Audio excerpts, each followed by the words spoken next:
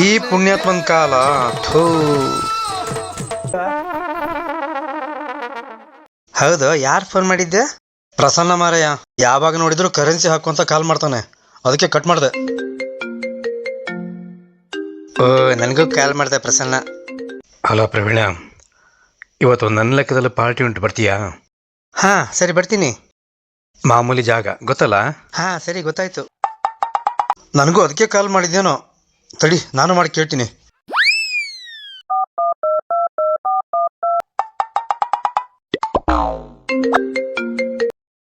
Raghu.